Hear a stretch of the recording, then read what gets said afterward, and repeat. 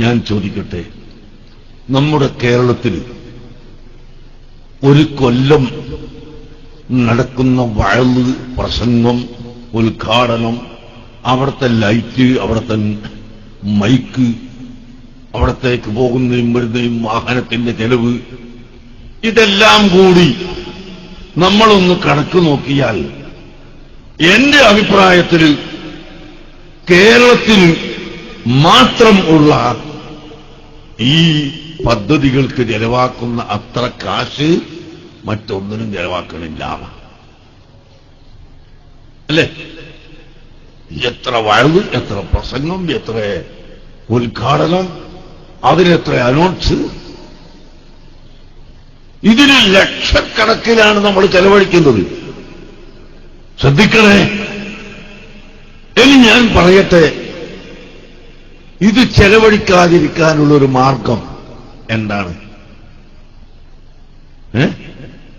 ഈ ഉറക്കൊഴിച്ചിലും വേണ്ട. പറഞ്ഞില്ലേ, ഞാൻ ഇന്നലെ വന്നുറങ്ങുമ്പോൾ 2:30 മണിയായിരിക്കണം. 4 മണിക്ക് എഴുന്നേൽക്കുകയും ചെയ്യും. പിന്നെ ഒരു സെക്കൻഡ് കിടക്കാൻ കഴിയും.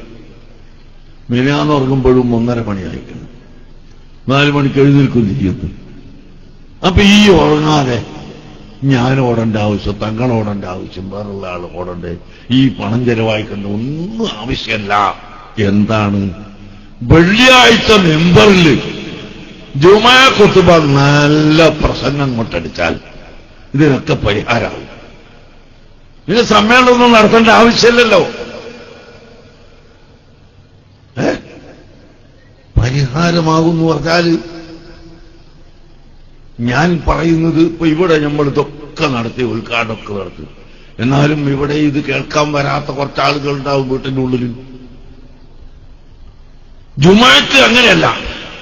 എല്ലാ വയസ്സന്മാരും കുള്ളം മടിയും കുത്തിയിട്ട് വരും, എല്ലാ യുവാക്കളും വരും, എല്ലാ കച്ചവടക്കാരും വരും.